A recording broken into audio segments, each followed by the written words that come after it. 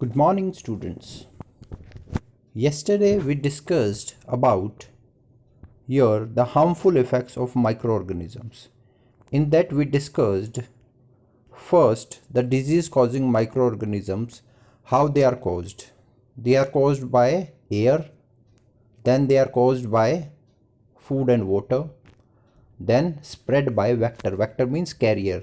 हमने पढ़ा था कल कि your malaria and your dengue जिसको आप बोलते हैं वो किससे फैलता है, anopheles, female anopheles mosquito and Aedes mosquito, ये सब हमने किया था.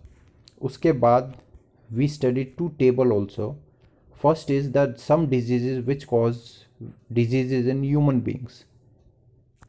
In that we discussed tuberculosis, the virus diseases, bacteria diseases. Bacteria diseases are your tuberculosis, typhoid.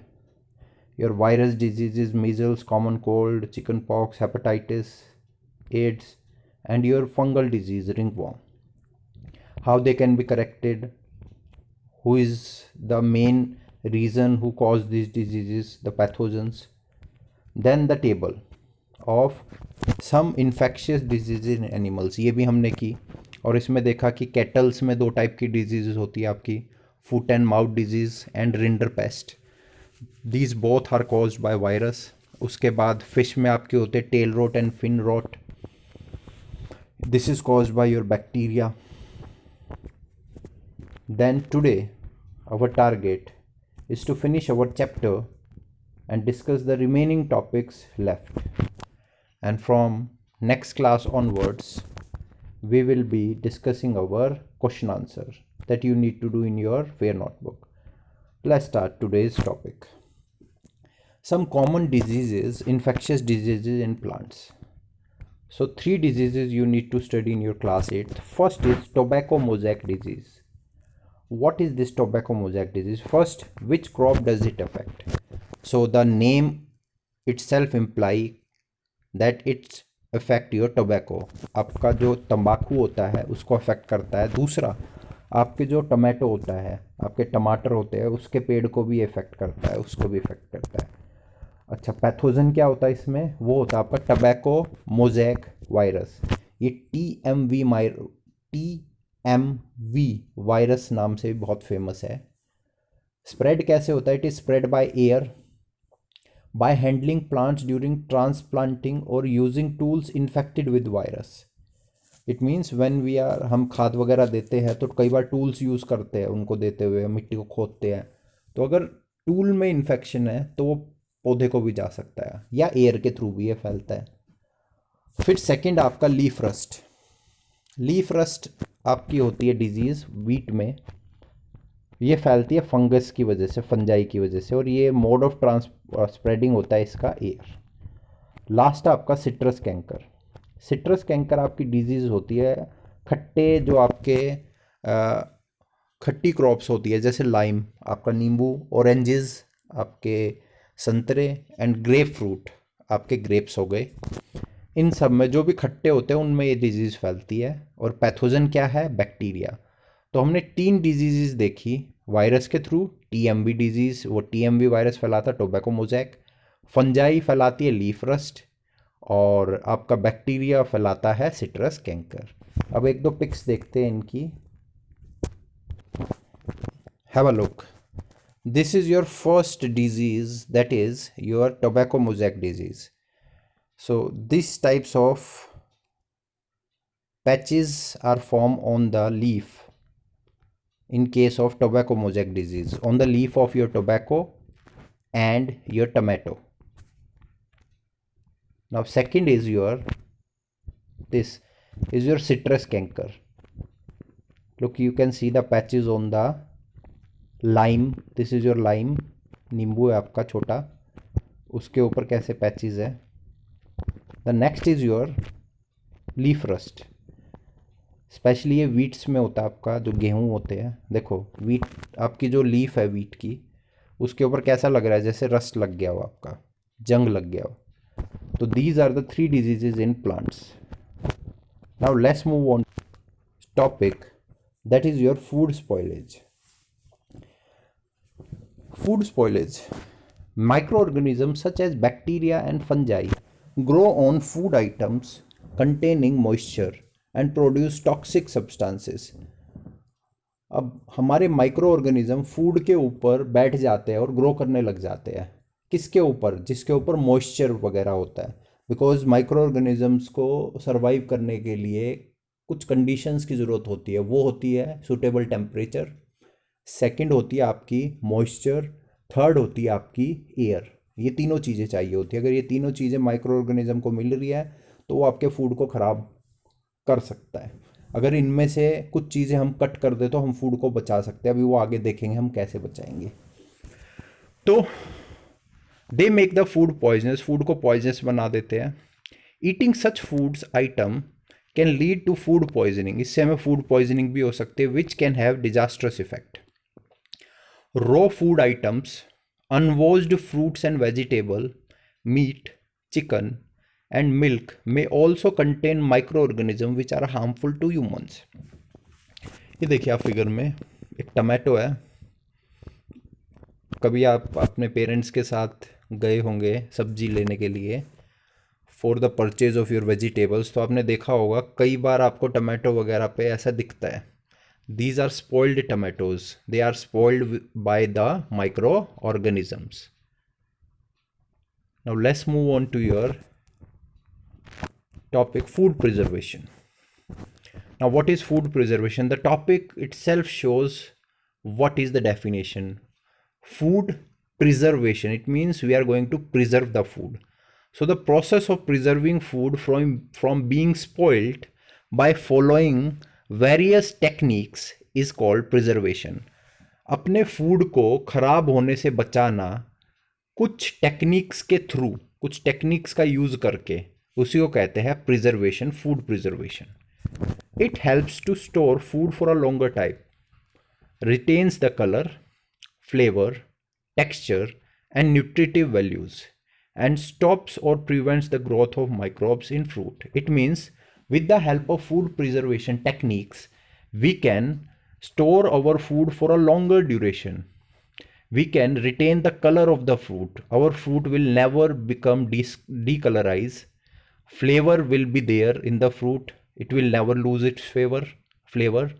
Texture and nutritive value, उसकी जो न्यूट्रिशन वैल्यू होगी, जो न्यूट्रिशन होगा फ्रूट में, वो मेंटेन रहेगा अगर हम फूड प्रिजर्वेशन टेक्निक्स का यूज करें तो. Now let's see what are these food preservation techniques. So your first technique is method to preserve food में sun drying. आपको याद हो तो मैंने वाया पीपीटी जो आपको एक्सप्लेन किया था ये चैप्टर, उसमें भी डिफरेंट आपको पीपीटी में दिखाए थे मैंने different methods of food preservation. जल्दी से आज करेंगे. आपने पहले पीपीटी देखी है, वीडियो देखी है, तो आपको जल्दी समझ आएगा. Sun drying, it is one of the traditional method of preserving food. Traditional method means बहुत पहले से यूज़ होता आ रहा है. हमारे एंसेस्टर्स, दादा दादी ये भी यूज़ करते थे इसको. Microbes such as bacteria and fungi need moisture to grow and multiply. आ गई वो बात. Microorganisms like your bacteria and fungi जो सबसे ज़्यादा अटैक करते हैं फूड को, उनको ग्रो करने के लिए मॉइस्चर की ज़रूरत होती है. So the moisture content in the fruit is removed by drying it in the sun. तो हम क्या करते हैं, इनसे वो मॉइस्चर छीन लेते हैं. कैसे छीनेंगे? अपने फूड को सन की प्रेजेंस में ड्राई करके. Wheat, rice, pulses, spices are cleaned and dried in sun before storing.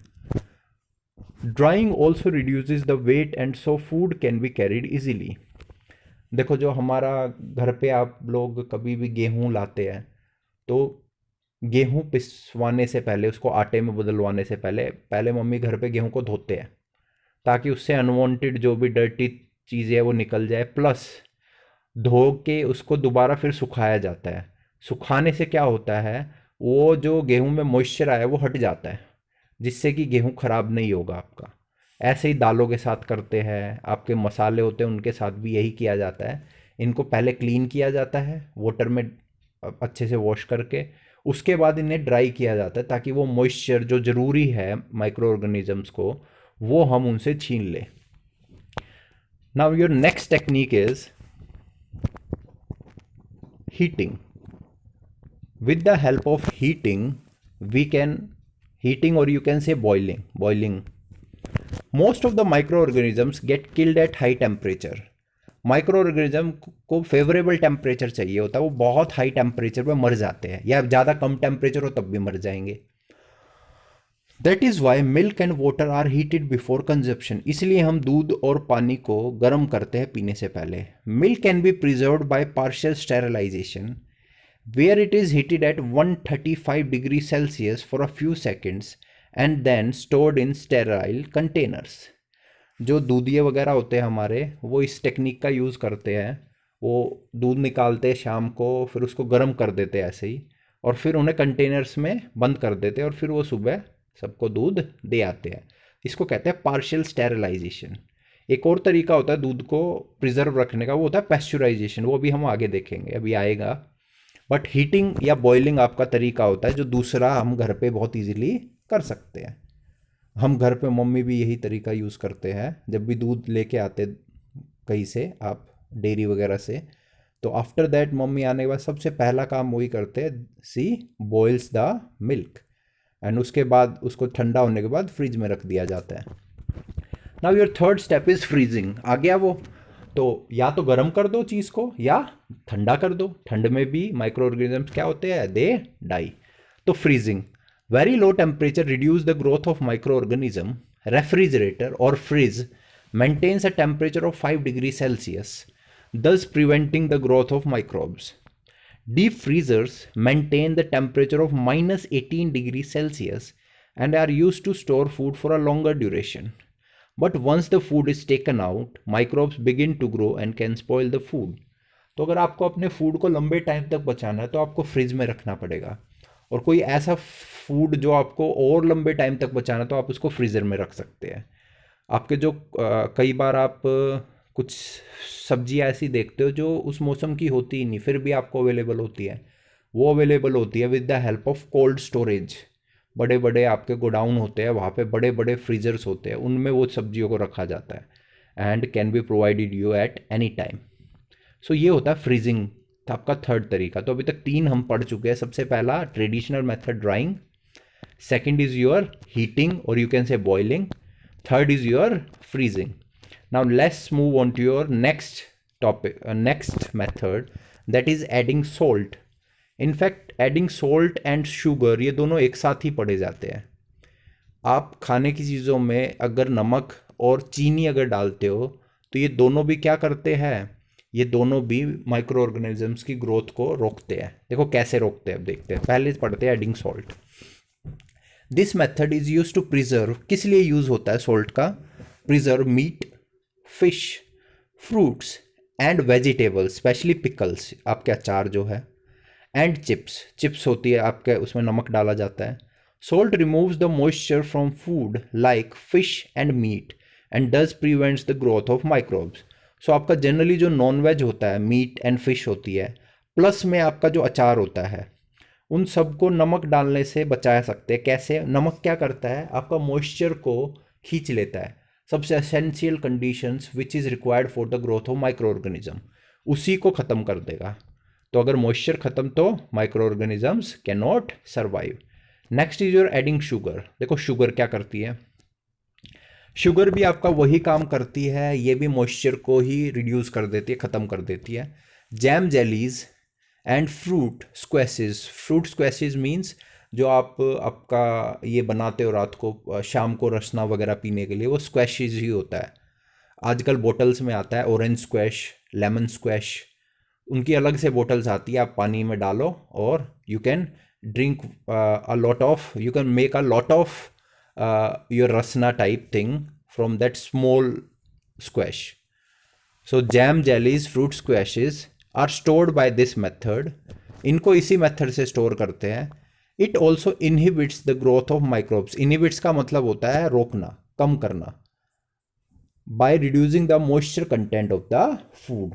तो आपके जो जैम जेलीज और फ्रूट स्क्वैशेज होते हैं उसमें शुगर डाली जाती है, जिससे कि आपका क्या ना हो, मॉइस्चर उसमें इंक्रीज ना हो, कम रहे, कम से कम रहे, और आपका फ्रूट बचा रहे, आपका फूड आइटम बचा रहे फ्रॉम द माइक्रो ऑर्गेनिजम्स.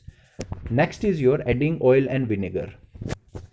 तेल डालना, और विनेगर, विनेगर होता है आपका एसिटिक एसिड जिसको आप सिरका भी बोलते हैं। पिकल्स, पिकल्स आपके अचार। Fruits, fish and meat are preserved in oil and vinegar. यही जो ऊपर आपके चीज़ें कुछ पढ़ी थी हमने, उन्हीं का तरह होता है। आपके जो मेथड चल रहे हैं ना 4, 5 एंड 6, ये तीनों एक ही कैटेगरी में आते हैं। Salt, sugar, oil and vinegar, इन सब का एक ही काम होता है, मॉइस्चर को कम से कम रखना, मॉइस्चर को रिमूव करना। तो आप ऑयल और विनेगर, आपको ध्यान हो तो आपकी मम्मी अचार वगैरह बनाते हैं घर पे, या बाहर से आप अचार लेके आते हो, तो उस बोतल को जब खोलते हो तो उसमें क्या होता है, बहुत सारा ऑयल होता है और उसमें सिरका भी होता है। आप टेस्ट करोगे तो आपको थोड़ा सा खट्टा सा लगेगा, that is your vinegar.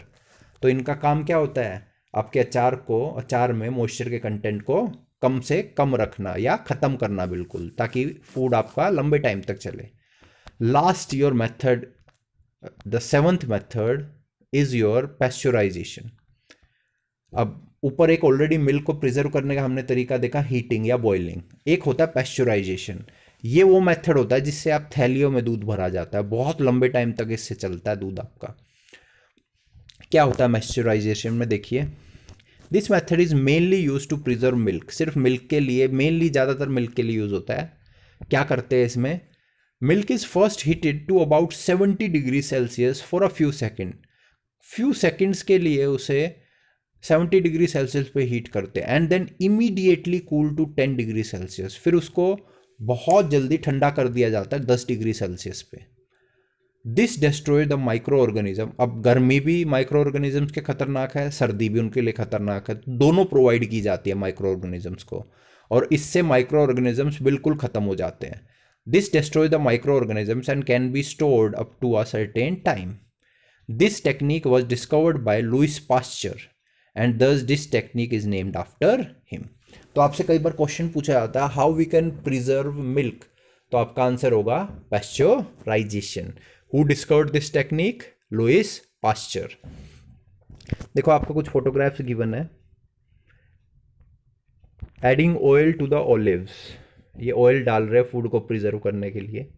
Oil क्या करेगा, मॉइस्चर के कंटेंट को आपका रिमूव कर देगा। ये है आपका पैस्चराइजेशन प्लांट। देखो ऐसा होता है। ये जो आपके टैंक्स है, नीचे टैंक दिख रहे हैं, इनमें आपका होता है दूध, और ऊपर देखो ये जहाँ मीटर लगा है, ये लगे मीटर, इनमें एक मीटर होता है, वो आपका क्या करता है, इसको गर्म करता है 70 डिग्री सेल्सियस पे, वहाँ से आती है स्टीम। और दूसरा मीटर से आपका आता है ठंडी नाइट्रोजन। नाइट्रोजन क्या करेगी, इसको ठंडा कर देगी एकदम से। तो आपका 70 डिग्री सेल्सियस पे हीट करेंगे और वहाँ से वो 10 डिग्री सेल्सियस पे एकदम से ठंडा कर देगी, जिससे कि micro organisms die. Now let's move on to your next topic, next method, sorry, canning. Canning का मतलब होता है आपके फूड को एक तरह से कैंस में, अब आजकल कैन आती है ना कोल्ड ड्रिंक्स की, पहले तो आपकी कांच की बोतल्स में आती थी, फिर प्लास्टिक की बोतल्स में, आजकल छोटी कैंस आती है, वही तरीका आपका canning. After heating food is stored in air tight containers to keep away micro organisms. सबसे पहले फूड को हीट किया जाता है, आपकी जो ये आपकी कोल्ड ड्रिंक्स बनती है, ये भी पहले हीटअप होके बनती है, फिर इनको कूल डाउन किया जाता है, फिर कैंस में भर देते हैं। तो छोटी छोटी कैंस में भर देना, ताकि वो, और ये कैंस की खासियत क्या होती है, एयर टाइट होती है। तो इस मेथड में हम क्या करते हैं, पहले तो हीट करते हैं, माइक्रो ऑर्गेनिजम्स को किल किया, अगर वो दोबारा आने की ट्राई करेंगे तो हम उनसे एक और चीज़ छीन ली, एयर छीन ली। Without air they can not survive. तो हम उन्हें क्या कर देंगे, ये देखो आप देख सकते हैं कैंस में, घर पे भी हम ये यूज़ करते हैं, डिब्बों में हमारी दालें वगैरह चीज़ें जो भी होती है उन्हें स्टोर करके रखते हैं। वो प्रोसेस होता है कैनिंग, जो हम घर पे भी यूज़ करते हैं एक तरह से, बट जो स्पेशली मार्केट में यूज़ होता है उसमें पहले हीट किया जाता है। हम तो सीधा फिल कर देते हैं डब्बों में, पर वहाँ हीट करते हैं पहले, and then they fill in the air tight containers. Now your last method and the last topic of your this chapter is your using chemical preservatives you can also preserve the food। कुछ chemical preservatives का भी हम use कर सकते हैं, कुछ chemicals का, और वो केमिकल्स है, सबसे पहला है sodium benzoate, second is your sodium metabisulphite. These both chemicals ये क्या करते हैं, they prevent the growth of microorganisms. ये केमिकल्स केमिस्ट्री में आप class 9th and 10th and even higher classes 11th 12th में जाके पढ़ेंगे, ये चीज़ें दोबारा से आएगी। टिल नाउ अभी इस क्लास में आपको जस्ट इनके नाम याद रखने। कोई आपसे पूछे वो कौन से 2 केमिकल्स हैं जो हम माइक्रो ऑर्गेनिजम्स की ग्रोथ को रोकने में यूज़ करते हैं, that are your sodium benzoate and sodium metabisulphite. Both these chemicals prevent the growth of microbes and thus often used to store jams, jellies, ketchups and fruit juices। तो आपके jam jellies होते हैं, आपके ketchup होते हैं, जो आप ketchup खाते हैं, आपको बहुत पसंद है, विद योर समोसा जो आप केचप लेते हैं, पेटीज़ के साथ केचप लेते हैं, तो उस केचप में भी क्या होता है, ये केमिकल्स होते हैं, sodium benzoate and sodium metabisulphide. तो नेक्स्ट टाइम आपको ये याद रखना है। तो आज हमने स्टार्ट किया था the disease causing diseases in plants. 3 diseases पढ़ी हमने, tobacco mosaic disease TMV virus से होती है, लीफ रस्ट, सिट्रस कैंकर खट्टे फ्रूट्स में जो होती है ये बैक्टीरिया से होती है। उस बैक्टीरिया का नाम भी लिखा है, देखो यार, Xanthomonas citri, this is the name of the bacteria. फिर फूड स्पॉइलेज हमने किया, कैसे होता है भाई, उन्हें कौन सी कंडीशंस चाहिए, मॉइस्चर, एयर, उसके अलावा फेवरेबल टेम्परेचर। फूड प्रिजर्वेशन, सबसे पहला traditional method sun drying, second is your heating और boiling, third is your freezing. Next 3 are your connected, that is your salt, sugar, oil and vinegar, adding them we can remove the water content. 7th is your pasteurisation, specially use for milk, heat किया जाता है और एकदम से ठंडा किया जाता है इसमें। कैनिंग, कैनिंग में एयर पहले हीट करते हैं, फिर एयर टाइट कंटेनर्स में स्टोर करते हैं। Last is your chemical preservatives, कुछ केमिकल्स का यूज़ करते हैं, sodium benzoate and sodium metabisulphite. So this was your chapter. Now आपके चैप्टर के एंड में आपकी बुक में एक मैप दिया हुआ है, देखते हैं मैप को एक बार स्टडी करते हैं जल्दी से, आपको बहुत हेल्पफुल रहेगा चीज़ों को याद करने में। This book is quite interesting. आपकी लास्ट ईयर जो बुक थी आई थिंक उससे काफ़ी अच्छी बुक है ये वाली, इस ईयर जो आपकी लगी है।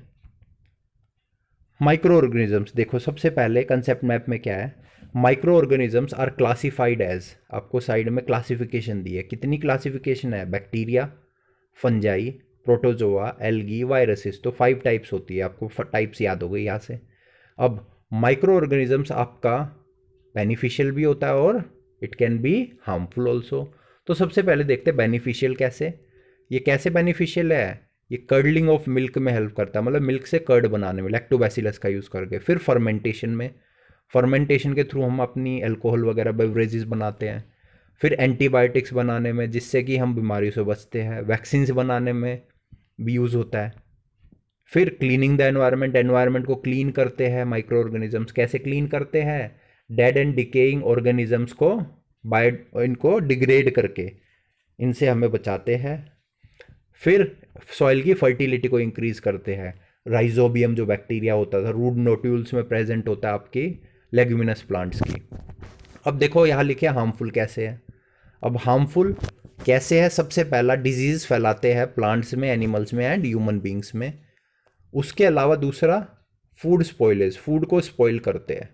अब फूड स्पॉइलेज को प्रिवेंट कैसे करेंगे, with the help of food preservation. कौन सी वो टेक्निक्स है, देखो कुछ दिए आपको, सन ड्राइंग ट्रेडिशनल टेक्निक, फिर बीच में देखो ये दे दी ना एक साथ, मैं कह रहा था कनेक्टेड है। Adding salt, sugar, oil and vinegar, ये ऐड करने से मॉइस्चर कंटेंट को कट करती है, मॉइस्चर को कम कर देती है आपके, या बिल्कुल ख़त्म कर देगी खाने से। नेक्स्ट आपका यहाँ गिवन है, देखो यूजिंग केमिकल प्रिजर्वेटिव जो भी पढ़े थे। फिर आपका है हीटिंग एंड फ्रीजिंग, गर्म करना, बॉइलिंग आप कह सकते हो, फ्रीजिंग फ्रिज में रखना। उसके बाद लास्ट आपका ये रहा कैनिंग गिवन है। तो यही सब हमने देखो पूरे चैप्टर में यही पढ़ा है। तो आपका एक तरह से मेमोरी मैप है, आपको ये देखते ही पता चल जाएगा चैप्टर में क्या था। अब एक कुछ कीवर्ड्स गिवन है, एक बार ये देख लेते हैं, ठीक है। फिर चैप्टर की समरी देखेंगे एक बार जल्दी से। तो let's see your keywords. First is your micro organisms, ये हमने पता है, अब नॉलेज है हमें। Small organisms that can only be seen under a microscope. Fermentation, fermentation आपका वो प्रोसेस है जिसमें शुगर किस में कन्वर्ट होता है, अल्कोहल में, by the action of micro organism. फिर एंटीबायोटिक्स, ये वो मेडिसिन थी that can destroy the disease causing micro organism. फिर वैक्सीन, वैक्सीन आपकी होती है बायोलॉजिकल प्रिपरेशन ऑफ वीकेंड और killed disease causing microbes that stimulates the production of antibodies in the body. इसका मतलब एक preparation, biological preparation of weekend जो week हो चुके हैं, और killed disease causing micro organisms जो डिजीज को मारते हैं, डिजीज कॉजिंग माइक्रो ऑर्गेनिजम्स को मारते हैं, तो वो प्रिपेयर किया जाता है। और ये क्या करता है वैक्सीन, वैक्सीन स्टिमुलेट करता है production of antibodies in the body. It improves the immunity to a particular disease. फिर आपका पैथोजन, पैथोजन होते हैं disease causing micro organism. Communicable disease, diseases causes by pathogens that can spread from one person to another. Food preservation, method used to preserve food and avoid the spoilage of food caused by microbes. अब summary देखते हैं हमने क्या किया है इसमें chapter में। In this chapter I have learned that microorganisms are found everywhere and can only be seen with the help of microscope। बिल्कुल 5 टाइप्स के होते हैं, अभी मेमोरी मैप में भी पढ़ा था। Play an important role in food industry, बिल्कुल करते हैं। एग्रीकल्चर में करते हैं, इंक्रीज करते हैं फर्टिलिटी को। मेडिसिन्स प्रिपेयर करने में हेल्प करते हैं, कीपिंग और environment clean. Micro organism harmful भी हो सकते हैं, डिजीजेस फैलाते हैं मैन में, हमने पूरी टेबल पढ़ी थी। एनिमल्स की भी टेबल पढ़ी थी, रिंडर पेस्ट वगैरह थे, फुट एंड माउथ डिजीजेस थी। उसके बाद प्लांट्स में सिट्रस कैंकर अभी पढ़ा था हमने, leaf rust. And can also cause food spoilage, food spoilage तो अभी किया ही था ऊपर। Food can be preserved by various techniques, food preservation techniques. अब आप क्या कर सकते हैं, I can do the following. Classify microbes into 5 groups based on their characteristic features. Describe the nitrogen cycle. Explain the different ways to preserve food. तो आप ये chapter पढ़ने के बाद ये सब चीज़ें कर सकते हैं अगर if you have listen the chapter very carefully. So this was all about your chapter micro organism. तो हमने अपना चैप्टर फिनिश कर लिया है। From next class we will start doing your question answer that you need to do in your notebook. Till then आपका Sunday आएगा, you need to take a reading of this chapter again so that you will have this chapter on your tips, and on Monday I'll start with the question answers. Thank you class, have a nice day. Bye.